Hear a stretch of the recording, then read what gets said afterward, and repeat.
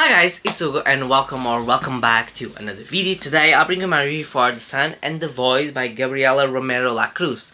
This is my Illumicrate edition. As you can see, it's just gorgeous. Oi. Sometimes it happens, I have very slippery fingers. Look at this. Look at this. It's just gorgeous. I kind of expected this to be good, and then Stefan really heard and tell me, oh, there's some controversies, read it. And I was like, yeah, okay, I'm gonna pick it. So I thought this would be very big, and it's big. It's like 400 and something pages. It's a very big book, 500 pages, so it's very big. So the story about this book is, in this world there were two gods, the god of the sun and the creature who became the god of the void. So he ascended and he's imprisoned by the sun, the god of the sun. So from time to time he comes back, and there is a star on the sky, and if you sacrifice the Damas del Vacío, the bride that he marks, he can concede a wish to you. So we have two main characters here, Reina and Eva, and during most of the story they are separated until they unite middle to the end of the book. And there are three types of, not creatures, but people in this world. There are the humans, there are the Valkos, and there are the, the Nozariel. So the Valkos are human-like shapes, and I'll read the description to be easier. An intelligent bipedal species native from the Paramo range. They are similar to human in appearance, distinguishable by their antlers, the absence of hair, melanin, and red pigment iris. They are dense bone structures and muscles. So an upgrade of humans, stronger, faster, sometimes smarter, but they have antlers and lack of melanin and red iris. So Eva is part of that, and her family doesn't like her very much because she's half a Valko, and she's also starting to mess with magic, geomancy, which is part of magic with metals, but also magic, void magic. And then we have Reina, which is a Nozariel, which is a intelligent bipedal species, distinguished from humans by pointing ears, sharp canines, presented tails, and scut on skins, presumably on nose, knees. So she has a tail that some Nozariels to live with humans cut it so they can look more normal. And she comes from the city where there is more Nozariels. Her father died and her grandmother sent a letter to reunite with her. So we have these two characters that will follow during the story. Now, during the book we follow more Reina than Eva, and there is a reason why. Reina's arc is more connected to the plot, while Eva sounds more like a journey for herself, and then growing up in the middle when she reunites with Reina, we understand the importance of Eva, but mainly the main character is Reina. So when she's reunited with her grandmother, she loses her heart to a Tiniebla, I think, something like that. Tiniebla, yeah, with a Tiniebla, which is a creature of the void that kills people to try to have a heart. Because the Hamagut, the god of the void, cannot create creatures because he's the void, the Vacío. And she now has an ore heart with iridium, which is the most expensive metal that exists in this land. So, and she works for the family of Valkos, that is very prominent and very rich because they own the iridium mines. And her grandmother is trying to gain the Ramagut's favors. And there's a small time jump. So at the beginning there is 2 years before the event of the Hamagut Claw, and then the rest of the story is within that time that they need to have the promise done. So I was interested in this book.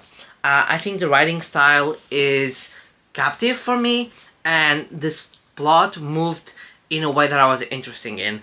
I don't think it's for everyone. I don't think it's a plot that grabs everyone and everyone will be interesting, because the jumps between Eva and Reina and the difference, you are here and then you are there, and then you break actions, you break interests. Sometimes one is more interesting than the other, and then why are you following this? What, they are so separate, but I think it works well. I think it gives you a sense of the world, of the different regions, of how they treat different species You can say that because one is a Nozariel, the other is a Valko, and it's not a rich Valko because he comes from a family of humans. So you have all of this, and how they will react and how they will end up with the story. So basically the story is they are trying to win Ramagut's favor and gain power. So it's a power dynamic here. You get LGBTQ rep, you get also trying to sense the worth, what is worth or not, what the person is worth to other, because you see here Reina really wants to win favor with her grandmother because she wants to feel some love and she wants to feel like she belongs to, but she ended up doing atrocities on a lot of people. So, and then we have Eva, who does things that are not so proudly done, and then she starts to learn and to rebel. Yeah, I think the book is interesting. I like the concept. I like the story. I was invested on, and I finished the book in audiobook because I was cleaning the shelves, I was changing the book, so I was listening to finish the story. Because the magic is interesting, the power of the metals and why a species can see the metals the others cannot see, the theory of the god of the void, the god of the sun, the fight, the power dynamics, the marriage, the racism between species. It's very interesting to follow that, and that it's very heavily inspired by Latin culture, the names, the sometimes the food, things like that. And I think it was really interesting to see that. I don't see nothing wrong with it as a book. I enjoy it. It's not top of my favorite. I think it drags a little bit. I definitely understand why people don't like so much, because Rain is definitely the highlight of the book, and then you spend times with Eva, and then sometimes I couldn't understand, and sometimes it drags a little bit, and I don't know, I like it. It's not like, oh, I love it, it's the best thing ever. No, but it's not bad. I like the story. Oh, I still have in my bookmark. So I finished reading at the 400 mark, so I listened to the last 100 pages in audiobook, because it's in my bookmark that my boyfriend gave it to me and made. But yeah, I think the concept of the magic is interesting. You have here some twists of family secrets, but that I really enjoy. The power dynamic and the power hungry around here. But yeah, it's nothing that is mind-blowing, but it's also nothing that I say, oh, it's bad or it's not that interesting. No, I was interested in the story, I was interested in the characters, in the dynamic, in the magic itself. I wish there was more focus on that, because the void magic sounds really interesting. We see some scenes with Eva, especially with her learning to do magic, and it's really interesting and really awesome to see them test that. So yeah, I recommend. I liked it. It's a good book. It's a chunky one, yes, be aware of that, but it's not bad. You may not feel invested. I understand that. I connect with the characters, I connect with the story, with the writing, but may not be for everyone, but at least give it a try. If you're not connecting, like reading, you can go to the audiobook. I don't think it's hard to follow. I would say read first 100 pages to get sense of